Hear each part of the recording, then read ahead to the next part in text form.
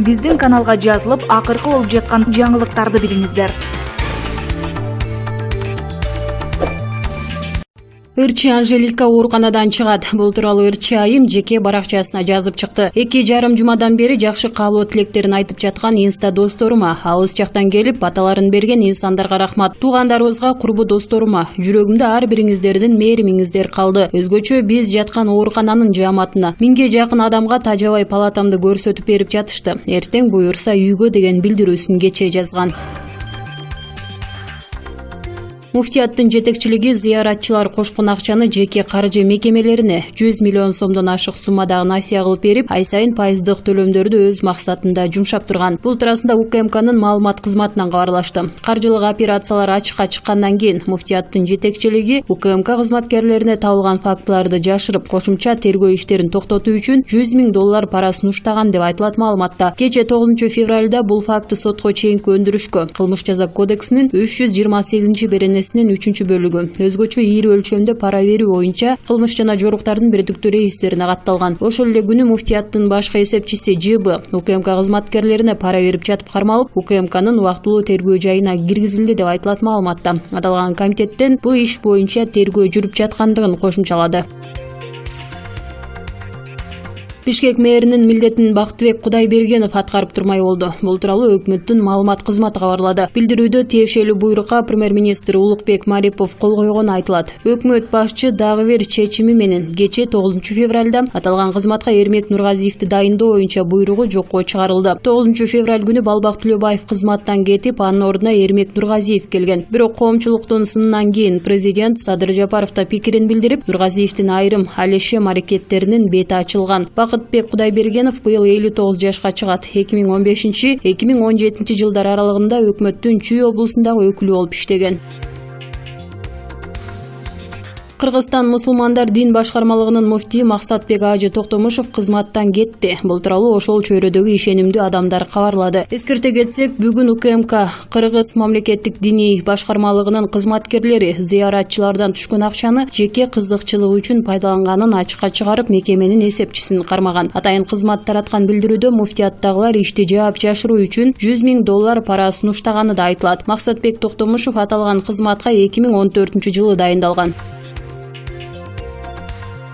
Кыргыз Республикасынын экономикалык кылмыштуулукка каршы күрөшүү боюнча мамлекеттик кызматы Транспорт, архитектура, курулуш жана байланыш министрлигине, мурдагы Транспорт жана жолдор министрлиги караштуу Унаа жол мамлекеттик дирекциясындагы коррупция фактысы боюнча 28 сотко чейинки өндүрүштү бүтүп, сотко жөнөттү. Бул тууралуу Финполициянын басма сөз кызматы билдирди. Мындан мурда маалым болгондой, Финполиция 2018 жылдын 1 декабрынан 2020 жылдын 20 мартына чейинки аралыкта болгон коррупциялык схеманы жана Сосновка, Каракөл өткөрүү пункттарынан өткөн унаалар тууралуу маалыматты өзгөртүүгө аракет кылгандарды аныктаган. Кыргыз Республикасынын эсеп палатасынын актысына ылайык аталган коррупциялык аракеттерден мамлекеттик бюджетке 20 миллион сом зыян келтирилип, ал Финполициянын күчү менен толук кайтарылды. Азыркы учурда сотко чейинки өндүрүш боюнча Кыргыз Республикасынын Транспорт жана жол министрлигинин кызмат адамдары Кыргыз Республикасынын Кылмыш кодексинин 319 беренеси боюнча кылмыш жоопкерчилигине тартылган.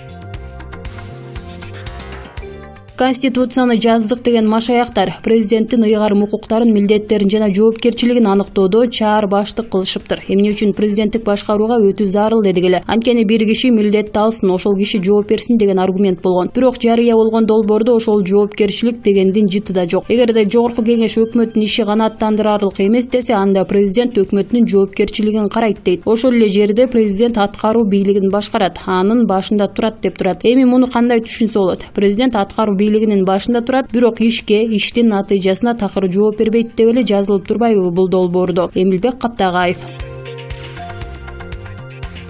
Бүгүн 10 февралда президент Садыр Жапаров менен Өмүрбек Бабанов жолугушат. Бул тууралуу Супер КЖ порталына өздүк булактар билдирди. Азырынча эмне жөнүндө сөз болору белгисиз. Саясатчы Өмүрбек Бабанов президенттик шайлоодо талапкерлигин койбой Садыр Жапаровду колдой турганын билдирген. Садыр Нуркожоевич мурдагы башкаруулардын каталарын кайталабасын, олуттуу өзгөрүүлөргө даяр экендигин көрдүм деп жазган билдирүүсүндө.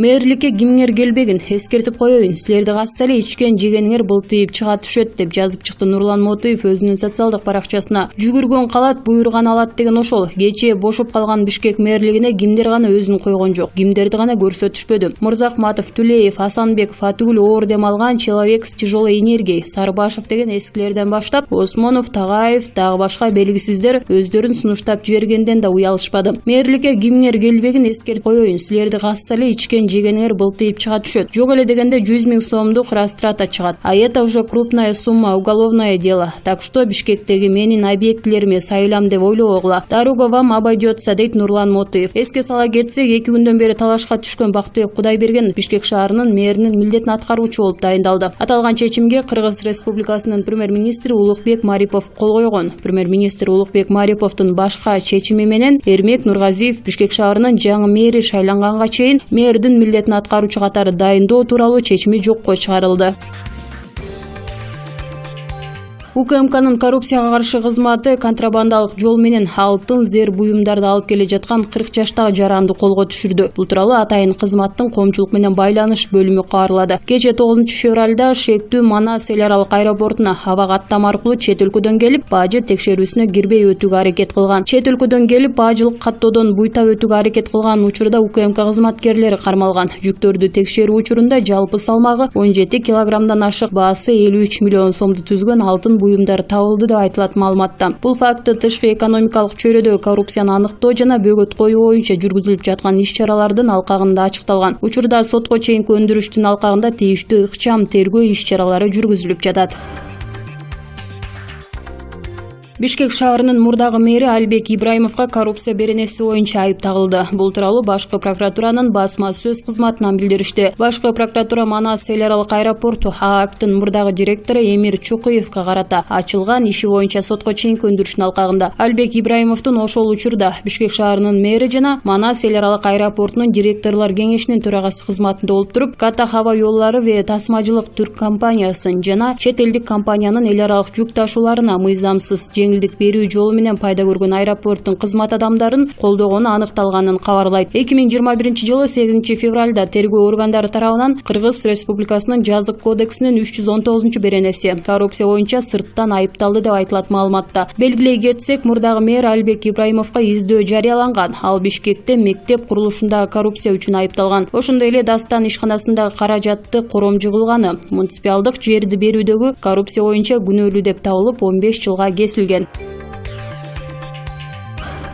Кечээ 9 февралда Ноокат районунда уюшкан кылмыштык топтун мүчөсү катары каттоодо турган Иси деген каймана аттуу адам шериги менен бирөөдөн акча опузалап жаткан жеринен кармалды. Бул тууралуу Ош облустук Ички иштер башкармалыгынын басма сөз катчысы Жеңиш Ашырбаев билдирди. Маалым болгондой, 8 февраль күнү Ноокат районунун Бешкоргон айылынын 1979-жылы туулган тургуну ары милицияга кайрылып, Мы жана И аттуу адамдар коркутуп 40 000 сом акча талап кылып жаткандыгы боюнча арыз жазган. Аталган арыздын негизинде Ноокат райондогу Ички иштер башкармалыгында жазык кодексинин 203 беренеси опузалап талап кылуу боюнча сотко чейинки өндүрүш иши башталган. Иштин алкагында жогорудагы 2 адам 14 000 сом акча алып жаткан жеринен Ноокат райондук Ички иштер башкармалыгынын кызматкерлери жана Ички иштер министрлигинин Шумкар атайын багыттагы отрядынын кызматкерлери тарабынан кармалып, тергөө кызматына өткөрүлүп берилди. Кармалгандардын бири Ноокат районунун Көккел айылынын 37 жаштагы тургуну, уюшулган кылмыштык топко катышы бар адам катары Ички иштер министрлигинин каттоосунда турган КИС экендиги такталды. Ал 2014-жылы декабрь айында каракчылык фактысы менен кармалып, Ош облустук сот тарабынан 9 жылга эркинен ажыратылган. 2019-жылы октябрь айында Ош шаарындагы номер 42 түзөтүү мекемесинде 3 жылга эркинен ажыратылып, ошол жерде мөөнөтүн өтөп жаткан. Ал эми экинчи шектүү Ноокат районунун Чечме Сай айылынын 33 жаштагы тургуну ИМР болуп чыкты. Ал 2020-жылдын декабрь айында жазык кодексинин 267 беренеси баңгизаттык каражаттарды, психотроптук заттарды, алардын аналогдорун сатып өткөрүү максатында мыйзамсыз даярдоо менен Ош шаардык соту тарабынан соттолуп, 2 жылга пробациялык мөөнөтүн өтөп жаткан.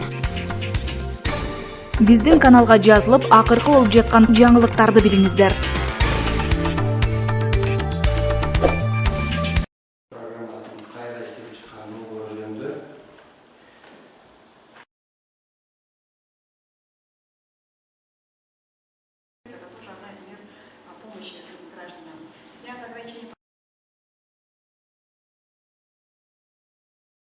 декабря 2020 года было...